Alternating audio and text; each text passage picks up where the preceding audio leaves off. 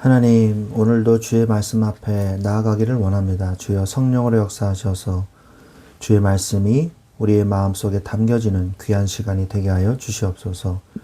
주 예수 그리스도의 이름으로 기도합니다. 아멘. 네. 오늘 하나님의 말씀은 역대하 31장 1절 말씀입니다. 역대하 31장 1절 말씀입니다.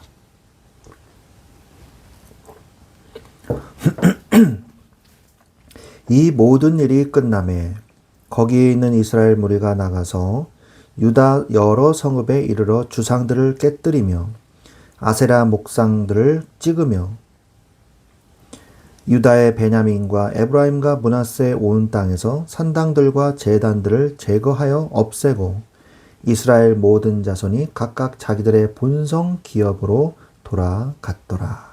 아멘. 네. 오늘 말씀은 교회가 회복될 때 현장이 회복된다 라는 제목으로 말씀을 나누기를 원합니다. 오늘 그 큰 은혜를 받은 백성들이 이제 돌아가서 모든 우상들을 다 제거해버리는 기적의 역사가, 놀라운 하나님의 기뻐하시는 역사가 일어난 것을 우리가 볼 수 있죠. 히스기야 왕은 단순히 성전 건물을 보수한 것이 아니었습니다. 그는 무너진 예배를 다시 세우고 백성의 마음에 식어버린 신앙의 불을 다시 지폈습니다. 진정한 영적 부흥은 교회 안에서만 머무는 것이 아닙니다.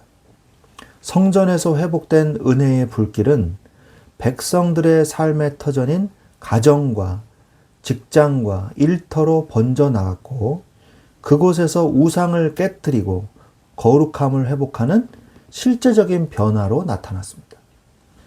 예배가 살아날 때 비로소 우리의 현장이 살아나는 것이죠.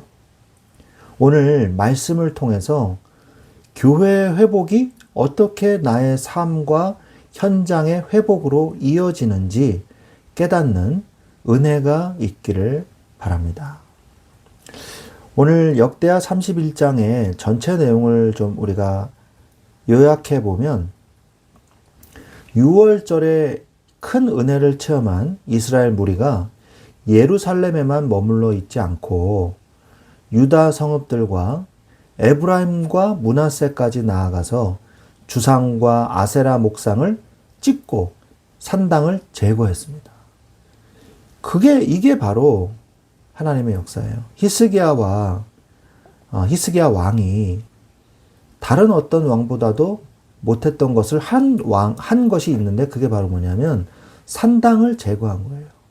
이 산당을 제거할 수 있었던 이유는 자기 혼자 왕권으로 산당을 제거하라 해서 된 것이 아니라는 거죠.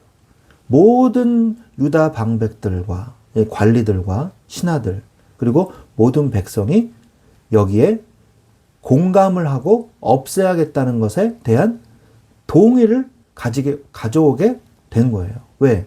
다 은혜를 받으니까. 그래서 모든 산당을 다 없앨 수 있었던 겁니다. 이 산당을 깨끗하게 다 없앤 왕은 히스기야 왕, 요시야 왕, 이 두 왕밖에 없어요. 그 외에는 없애지를 못했습니다. 일부 없애기만 하고 없애지 못한 왕도 있고요. 그래서 모든 백성들이 은혜 받았기 때문에 백성들이 알아서 산당을 제거했기 때문에 가능했다는 것이죠. 이게 다른 왕과 다른 점입니다.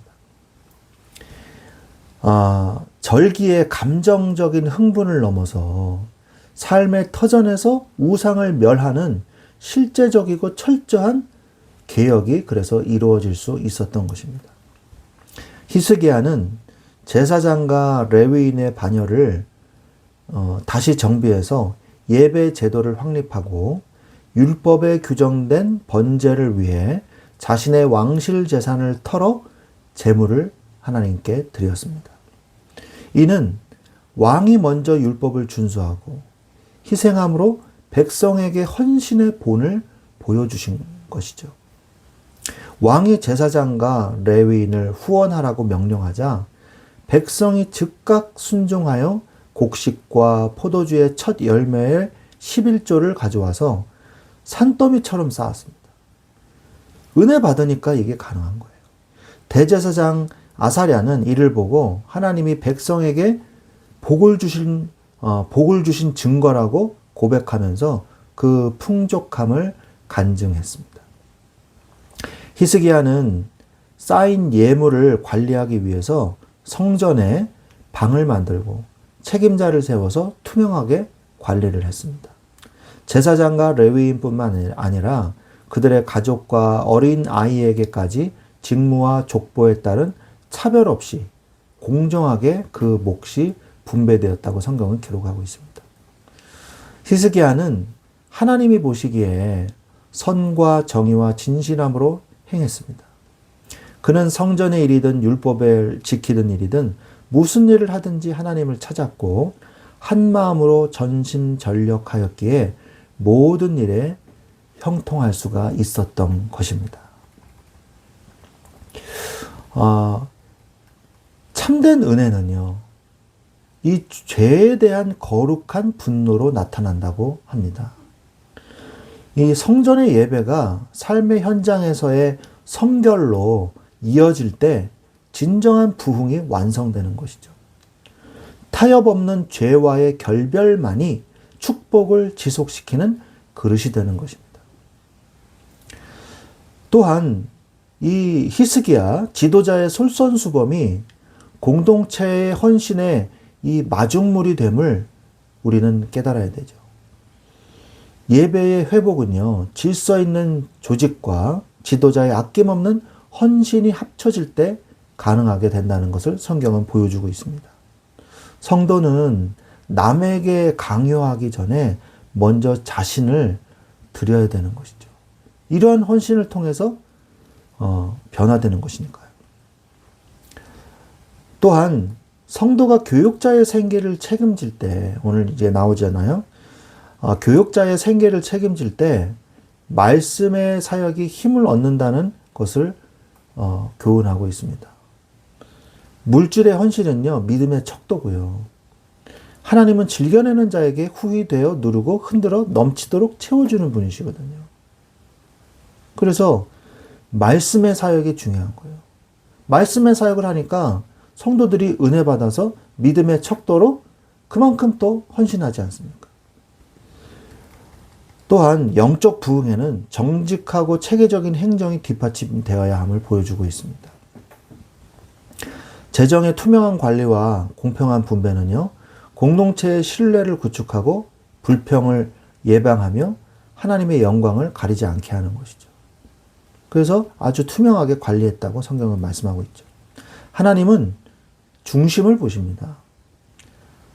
두 마음을 품지 않고 오직 하나님께 집중하는 것이요, 바로 전심의 형통의 비결이에요.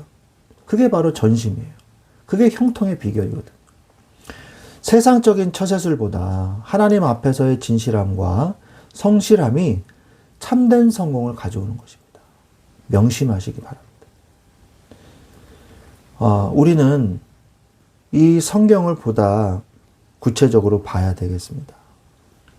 역대하 29장 3절에 성전문을 열고 수리했어요. 첫째 해 첫째 달에 여호와의 전문을 열고 수리를 했습니다. 역대하 29장 3절에 보면. 그리고 성전을 성결하게 했어요. 그 다음에 뭐 했습니까? 예배를 회복했어요. 그래서 번제와 속죄제의 예물을 드렸죠. 그게 역대하 29장 27절에 나옵니다. 또한 29장 30절에 보니까 기쁨과 감격으로 하나님을 찬양하고 예배를 드렸어요. 그 후에 또한 제사장과 레위인의 직무를 다시 세웠습니다. 그게 오늘 31장의 내용이거든요. 그래서 31장 2절에 히스기야가 제사장들과 레위 사람들의 반열은 이제 순서, 반차, 반열 다 똑같은 말입니다. 순서를 정하고 그들의 반열에 따라 각각 그들의 직임을 행하게 하되 곧 제사장들과 레위 사람들에게 번제와 화목제를 드리며 여호와의 휘장문에서 섬기며 감사하며 찬송하게 하고. 그러니까 제사장의 직무, 다른 사람이 할 수 없는 제사장만이 할 수 있는 직무들이 있거든요. 레위인만이 할 수 있는 직무. 이것들을 다시 할 수 있게 제도를 정비한 거죠. 그리고 율법대로 행하도록 체계를 잡습니다. 31장 4절에 또 예루살렘에 사는 백성을 명령하여 제사장들과 레위 사람들의 몫을 주어 그들에게 여호와의 율법을 힘쓰게 하라 하니라. 그들에게 몫을 주고 힘쓰게 하는 거예요. 그래서 반열을 정비합니다. 이렇게 하니까 어떤 일이 벌어지냐. 성도들의 현장이 회복되는 거예요. 그러니까 교회가 회복되고 현장이 회복되는 거예요. 은혜가 회복되니까 현장이 회복되는 거예요. 무교절 이후에 은혜가 삶의 현장으로 이어지기 시작합니다. 31장 1절에 이 모든 일이 끝나매 거기에 있는 이스라엘 무리가 나가서 유다 여러 성읍에 이르러 유다 여러 성읍으로 퍼지는 거예요. 그리고 성령 충만함으로 담대히 나아가야 되는 거예요. 우리도 성령의 충만함을 받고 초대교회도 어떻게 했습니까? 예루살렘과 유다와 사마리아와 땅끝까지 누가 하신 말씀이에요? 하나님이 하신 말씀. 예수 그리스도께서 하신 말씀이에요. 그 성령의 충만함을 받고 무리가 진동하더니 담대히 하나님의 말씀을 전하기 시작했다고 성경은 사도행전 4장 31절에 기록하고 있습니다. 신앙이 회복이 되는 거죠. 각각의 그 자신들의 삶의 신앙이 회복되는 거예요. 그래서 우상과 산당을 제거하기 시작한 겁니다. 그리고 자신들의 본성 기업으로 돌아갔어요. 그래서 그 본성 기업으로 돌아가서 신앙을, 자신들의 삶의 신앙을 회복한 것입니다. 우리는 그렇다면 오늘 말씀을 통해서 어떻게 우리가 먼저 시작을 해야 되냐? 교회를 먼저 회복해야 됩니다. 그 중에서도 예배를 회복하십시오. 종교적인 예배에서 벗어나세요. 이사야서 1장 12절에 너희가 내 앞에 보이러 오니 이것을 누가 너희에게 요구하였느냐? 내 마당만 밟을 뿐이니라. 참 이 전곡을 찌르는 말씀이지 않습니까? 내 마당만 밟을 뿐이야. 너희들이 정말 예배를 드리는 게 맞느냐? 너희들이 교회 건물만 밟고 가는 거 아니냐? 그렇게 말씀하고 계시는 거예요. 우리의 중심도 없이 교회만 앉아있다가 오는 거예요. 그건 예배가 아니라고 말씀하고 계시는 거예요. 종교적인 예배에서 벗어나십시오. 초대교회의 예배를 회복하세요. 그 대신에 말씀의 성취와 기도의 응답과 성령의 역사가 있는 초대교회의 예배를 회복하십시오. 사도행전 2장 42절에 그들이 사도의 가르침을 받아 서로 교제하고 떡을 떼며 오로지 기도하기를 힘쓰는 그런 교회가 되어야 될 줄로 믿습니다. 예배를 회복하면 그 다음으로 회복되는 게 신앙이 회복되는 것이죠. 내 안에 예수 그리스도가 계심을 확신 속으로 들어가는 거예요. 갈라디아서 2장 20절에 내가 그리스도와 함께 십자가에 못 박혔나니 그런즉 이제는 내가 사는 것이 아니요 오직 내 안에 그리스도께서 사시는 것이라. 이제 내가 육체 가운데 사는 것은 나를 사랑하사 나를 위하여 자기 몸을 버리신 하나님의 아들을 믿는 믿음 안에서 사는 것이라고 말씀하고 계십니다. 그리고 우리의 삶에서 믿음을 실천하는 거예요. 어떻게 실천해요? 복음을 전파하십시오. 디모데후서 4장 2절에 너는 말씀을 전파하라. 때를 얻든지 못 얻든지 항상 힘쓰라. 범사에 오래 참음과 가르침으로 경책하며 경계하며 권하라. 말씀하고 계십니다. 말씀을 전하십시오. 말씀을 적용하십시오. 말씀을 실행하십시오. 그게 바로 복음을 전파하는 거예요. 하나님의 나라가 임하도록 기도하시기 바랍니다. 너희는 먼저 그의 나라와 의를 구하라. 그리하면 이 모든 것을 너에게 더하여 주시리라. 먼저 우리가 구해야 할 건 뭡니까? 하나님의 그의 나라와 그의 의예요. 우리의 삶에서 하나님의 나라가 내 삶에 임하게 하옵소서. 하나님의 의가 나의 삶에 성취되게 하옵소서. 그리스도의 말씀이, 예배가 회복되고 하나님의 말씀이 회복되는 게 바로 하나님의 나라가 임하는 것입니다.